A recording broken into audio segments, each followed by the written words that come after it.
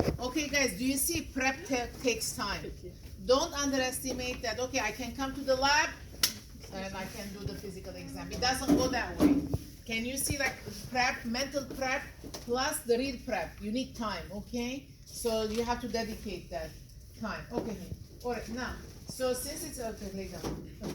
All right, so I'm gonna cover her out of modesty, right? So we have to cover. Okay.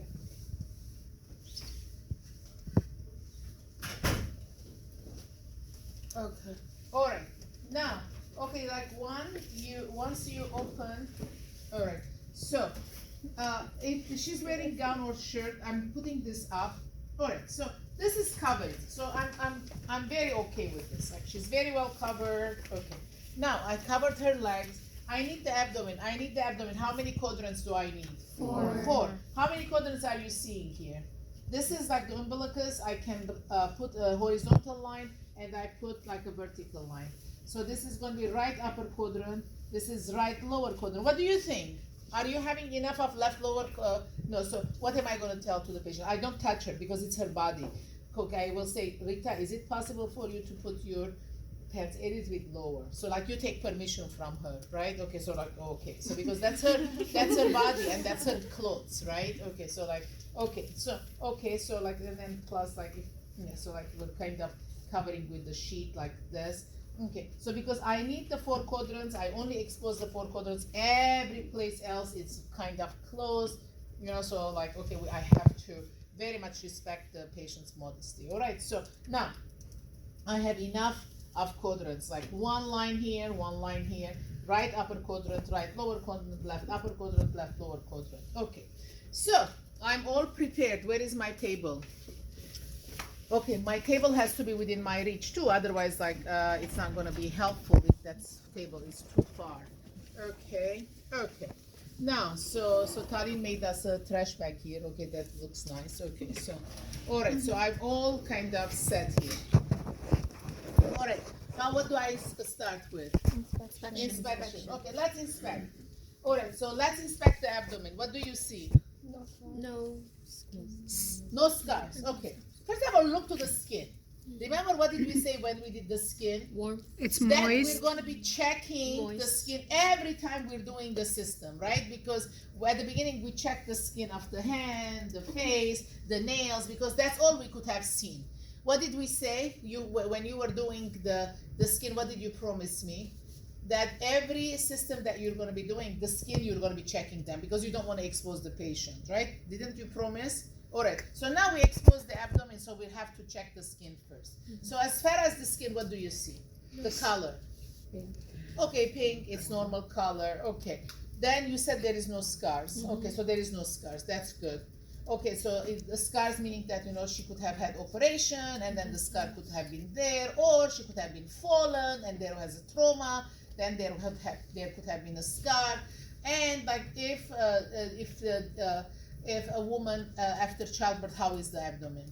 C-section. A stretch or a stretch mark, which is called the stria. It is like pearly white, right? Okay, so there is no stria. And then what else you're looking? There's no Any Skin dryness. no, skin is not dry, it's moist. Okay, There's no like it's bumps. stretched well, even though I didn't touch yet. All right. Bumps. No like So- bumps, like no hernias or anything. Oh, how did you check? You cannot say that unless we're gonna tell her what. Cough. Cuff. Okay, cuff. Okay, she cuffed. Now, if there was a hiatal hernia, okay, what was going to happen? A bulging done. from here. If she had an umbilical hernia, a bulging from here. Okay, so without cuff, you cannot say about the hernia. That's a good thing, Allison. So when we're inspecting, what are we telling to the patient? Cuff. Cuff. Okay, cuff again. All right. So what did you see? Any bulging? No. So cuff. Secondary to cuffing, I cannot see any signs of hiatal or umbilical hernia because I didn't see anything bulging. Okay, very good. What else? Let's say if she's taking insulin. How is her abdomen? Oh, Bruise. Bruise. So there is no bruise. Okay, so that's good. And then childbearing, you said it there is stria, or it could be the place of the C-section, the incision. So, okay. One more thing I'm going to tell you. Okay, the contour. How is the contour? Contour is like the shape. The shape. Normal. Symmetrical. Symmetrical, very good. Like it's not like, oh, there is something bulging from here. Okay, contour is symmetrical. And then the other word that we're going to be using, round. Round. Round. All right, so because the contour, if it's like concave like this, it means, you know, what does that mean? The patient is emaciated, like malnourished. So malnourished abdomen, how does it look? Okay, because sunken in. So, but like her abdomen is not sunken in, it's round. Okay. So the other thing I'm looking is peristalsis. What is peristalsis? Movement. Is movement good or bad? Good. No, it's bad. Not if you can see it. You're not if you can see it. Yeah, you're right. You know, like peristalsis should be unseen. It's inside. Yeah. If you see the peristalsis, what does that mean? Hyperactive. Huh? Well, okay. If hyperactive, why is it hyperactive? Maybe there's an obstruction. Because of obstruction. So it's not good. So it shouldn't. There shouldn't be any peristalsis. Peristalsis indicates that, okay, so the intestines like are pushing something. What are they pushing? They're pushing something that is obstructing them. obstruction. Does that make sense? So I think as far as inspection, this much you can say, and then it is a total. Something, What? you also want to look at the hair distribution Okay. along the umbilicus, because if the patient, like here, with female, you shouldn't see coarse hair distribution here. Otherwise, it's an indication of hormonal disturbances. That's the main thing. Yeah. shouldn't or Okay. should? Thank you. All right. So. Not a lot. Okay. All right. Are we done with the inspection? You think it's enough? Right. Okay. So what's the next thing we're gonna do? Auscultation. Why are we changing the sequence of the in the abdomen? If you palpate Because it, it'll if change the there- sound. Yes. All right. So now, like when you're percussing, okay. So how are you gonna be? No. What are we doing? Auscultation. Auscultation. Very good. So what do I need? A Stethoscope. stethoscope. How many how many tips do I need? 2 tips, because I need to have the diaphragm and I need to use the bell. Why? What am I gonna use with the bell? I showed you. Looking for Bruit. Bruit up the aorta, Aorta, the distension. and then And the then renal arteries. and Ilia. ilia. Very good. Okay. So now let's go here. One more thing, Oh. before you auscultate. So we're gonna go close. Warm up. What happened? She had something to say. Huh? A I professor. forgot one more thing. What? You know, the arteries, the major arteries, the pulsation. Yeah, that's the aortic. We're gonna do it. You know, when you inspect as well, sometimes you're gonna Okay. see. Inspect. You know, like pulsation. you're gonna see if the aorta comes back, and then remember I said it in the class. The aorta pulsates like this. If the person is very thin, you can see the pulsation. All right. Otherwise, you don't see. If there is like a lot of fat, it's gonna hinder. But like you look for pulsation also. Obviously, I don't see any pulsation. All right. So now. If you see it, you're gonna suspect that the patient has some aneurysm. Yeah. If you see Okay. Now, what am I gonna do now? I'm gonna auscultate. How do I go? Clockwise. All right. So and then I have to wait enough to come up with the sound.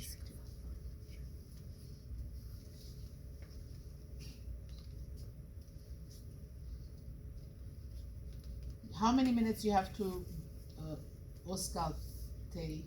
5 Five. minutes Five. when it's Before you can absent. say the patient is. I cannot hear anything.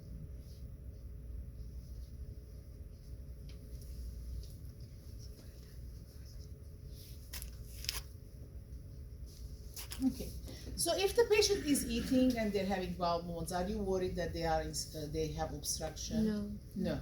All right. So, but like if obviously if you're a nurse in the recovery room, so you're very much interested in the bowel sounds, because what are you going to do to the patient?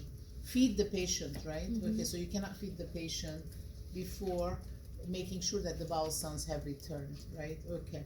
And then so like now the new strategy is what? So that the nurses are giving chewing gum to the patient, so that by chewing gum they're kind of enhancing the peristalsis, so that the motility is going to be maintained.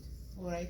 Okay. So now I did the auscultated with the for the bowel sounds. Now I'm going to go with the Bell. bell. Okay, so where do I put the bell? Here. What was this? Aorta. Aorta. Okay, very good. Okay, now where am I gonna put the, remember the picture? So the four fingers here and 4 fingers here. Where is the renal? It's here. Do you see it? No. Okay, here the renal artery. 4 fingers here and 4 fingers here. Where does it intersect? Here. This is the renal artery. Do you see? You remember that picture? Okay, so this is the renal artery. Are we good? So do you remember the picture? Like it bifurcates, the aorta bifurcates, and then one branches out to go to the kidneys. You remember that picture? Okay, so this is the renal artery. All right, so I'm gonna put the stethoscope where? On the renal artery here. I shouldn't be hearing what? Brewy. Brewy. So if there is brewy, what does that mean? That renal artery is half blocked. Okay, so for instance, the blood is having difficulty to flow there. Okay, so then you go directly, it's symmetrical to this here, and then you go like a little bit this way. What is this? Iliac. Iliac. What is this? Iliac. Iliac artery also. I don't hear any brewy.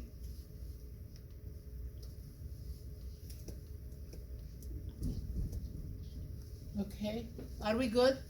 So how do you find the iliac again? Iliac, okay. Isn't the renal here? Okay, the same thing reflected this way. 4 fingers down. Yeah, just go like this. It's like the same way you're gonna go, and then you go just like 1 finger away. That's the iliac. Is that clear? So kind of this is the landmark, and then so like you kind of you flip it here. You fold it here. All right. Okay. So this is the renal, right? So where is it gonna be? It's gonna be here, iliac. Okay. All right. So the aorta is here. I will go over the picture one more time. Okay, so this is the auscultation. After auscultation, what am I gonna do? Percuss. All right, so percussion, what is the sound that I'm gonna be generating? Timpani. Timpani. So timpani where? Not on the organs, on the intestines. It has to be air. Michaela and Sapiri, are you seeing? Yeah. You can see? Okay. All right. I'm gonna use reflex hammer, but you're not gonna use reflex hammer when you're assessing, just for the sake of like generating more sound, okay? All right, so how am I gonna percuss? So the sound is very low.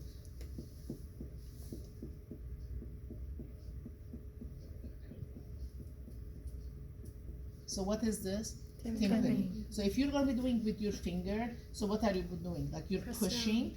Okay, so especially the middle finger, it has like to touch the skin, and then with the other middle finger, you're kind of hammering it. Where are you hammering it? You're hammering it here, the first part of the finger here.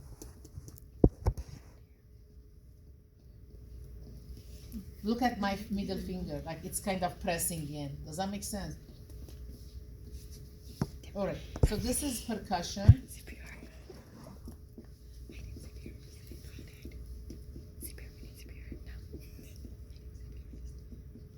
So what is this sound? Timpani. If I percuss here, what do I get? Dal. Dal. Why? Because Organs. there is liver here. All right. So over the organs, what do I hear? Dal. Over the intestines, what do I hear? Timpani. Timpani. All right. So that's the sound that we're gonna be getting. At this point, what am I gonna do? I'm gonna find the liver span. All right. So once you have the percussion, let's do the liver span. Let me show you what does it mean, liver span. So the liver is where? On the right upper quadrant. So like it's kind of triangular, right? So the liver span is this. So you want to measure this. Okay, so you're measuring this. Okay, let's measure. How are we measuring? Okay. So you go, what is this? What is this? The sternum, right? What is this? Mid-axillary. What is this? Mid-clavicular. Okay, so you're going to be taking the mid-clavicular line. Is that clear? So now what are we doing? We're going to go from the abdomen up. And then, so what is the sound? Down. Timpani to Down. down. All right. So at the time that the sound is changing, I'm gonna make a mark. Okay. So for instance, I need what? My marker. So it has to be what? Soft felt tip. Okay.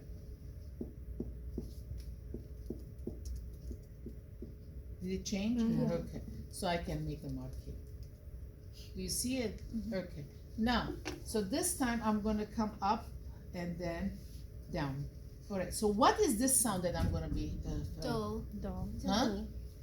Timpani. Resonant. Resonant. No. It's the Resonant to dal. So this is resonant. So I'm gonna come all the way to dal. All right. So where is the line? Mid clavicular.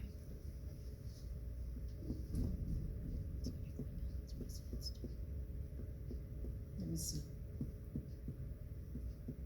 You changed here.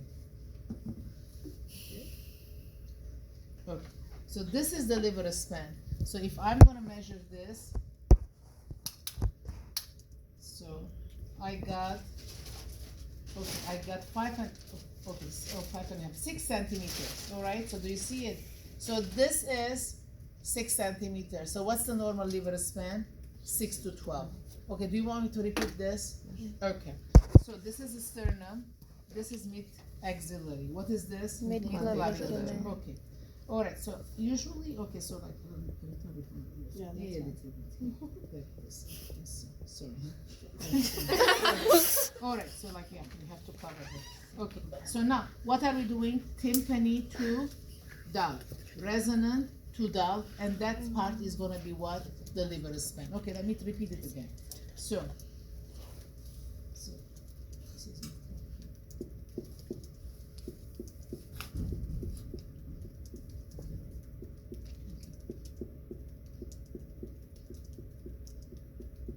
Did it change here? Okay, so it changed here. Now, look, we're gonna come from resonant to down. Do you see it change? All right. So this is like, then I measured it, this is 6 centimeters. So her liver span, it's 6 centimeters. Do you see it? Okay. So this is the way we're gonna be doing the liver span. At the time, we're gonna be doing the percussion. Obviously, when you're doing this, you're not gonna be using the reflex hammer. The only reason I use the reflex hammer to generate more sound so you can hear it. Because otherwise, it's very faint and then you are not going to be able to hear it. Is that clear? Yes. So Anna. when you're doing it, like only the person that's over there can really hear it, right? Yeah. Okay. That's Yeah. Okay.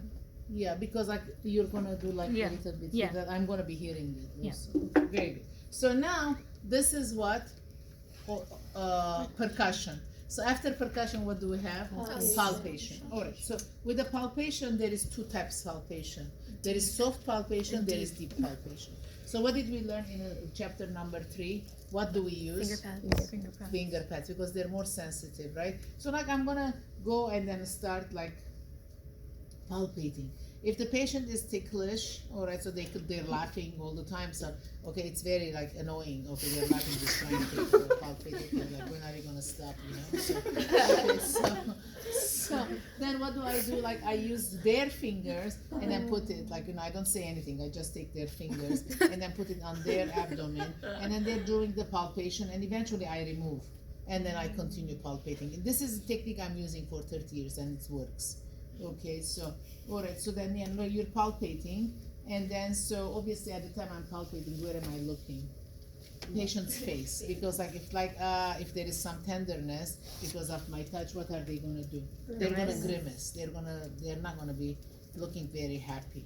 All right, so this is what palpation. All right, so then what do I do? Deep palpation. This is deep palpation. All right, so okay, so with the deep palpation, I'm looking, and then still, if she's grimacing or not. Okay, so now, remember the appendix, I said it in the class. If there is appendicitis, what happens? Rebound tenderness. Rebound tenderness. What do I do? When you Okay, press. now, so like now she's crying. Okay, so she's crying.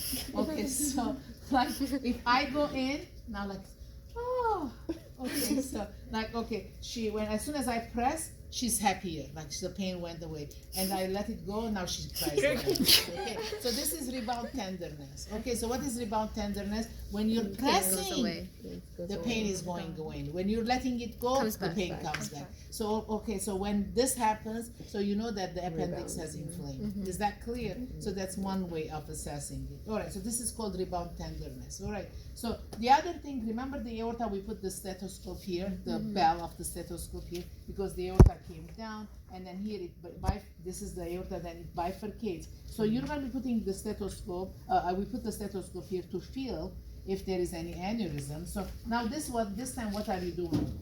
You're putting your fingers, and then so when it is, you're going to be feeling for what? Pulse. How is the pulse bouncing? Upward. Upward. So if it bounces lateral, that's bad. Why? That's aneurysm. So what did we say? The wall is like floppy, and then so it became weak, and then stretched thin. So for example, what's happening to the blood? The blood is going there as if it's a cul-de-sac, right? And then so the pulse is going with it. So what do you feel when you're putting your fingers? You feel the pulsation rather than being upward, lateral. So lateral is bad. Is that clear? So it's not very easy to detect because like people with a lot of abdominal fat, obviously you're not going to be feeling it. Is that clear? I mean, ultrasound is the only way like you can diagnose it very clearly. Okay, so that's the palpation. Now what else? I did the soft palpation. I did the deep palpation. I palpated for the aorta if there is, the pulsation has to be bouncing upwards, not lateral. I did the rebound tenderness. Now I'm going to be palpating an organ. What is that organ? The liver. Okay, where is the liver? So it's like hidden under this rib cage, right? So this is the liver span. We already found it. So like it's kind of, this is that triangle. That's the liver span. So now to palpate the liver. Okay, so look at your hands. Okay, so like so this hand, this palm, it's gonna go under. So look how I'm holding, as if I'm gonna carry her. Does that make sense? Like it has to be very good support, all right? So I'm supporting. Then what am I doing? I'm taking my other hand and then this side of my hand. All right, so is it like what? This is diagonal and this is diagonal. Do you see it? Okay, so what do? Rita, take a deep breath. Let it go. Okay, look. Okay, I pressed in and she's letting it go. I still don't feel the tip of her liver. So the liver is like very much embedded under the cage. So that's good. Is that clear? I'm gonna do one more time. Okay, take a deep breath, let it go. Even if you feel the tip of the liver with here, still that doesn't mean that the liver is enlarged. Is that clear? Okay. But if she had cirrhosis, what was going to happen? The liver was going to come out.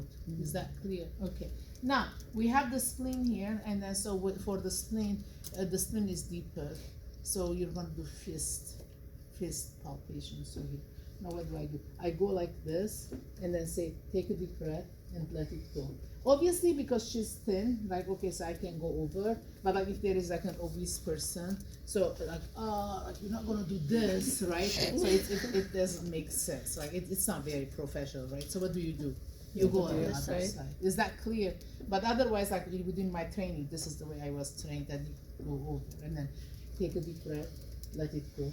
All right, so this is the way you're gonna be palpating for the spleen. Is this clear? Okay, so that's it. That's the end of it. Can I add a few things? You know, when you palpate the spleen, not unless it's enlarged, you shouldn't be feeling anything. Yeah. And because it's deep, you have to pull up. When Dr. Nakashin was Yeah, reaching. lift like this. So lift it Lift. up, Do you see the so lifting? it can be And then more palpable. palpable. Another thing is, you know, when Dr. Nakashin was examining the liver, if the patient, can you show that again? Take a deep breath. So this is Murphy's the sign. Murphy's sign. Okay, let me tell her. So this is negative Murphy's sign. Because remember in the morning we talked about cholecystitis. What was cholecystitis? Stones.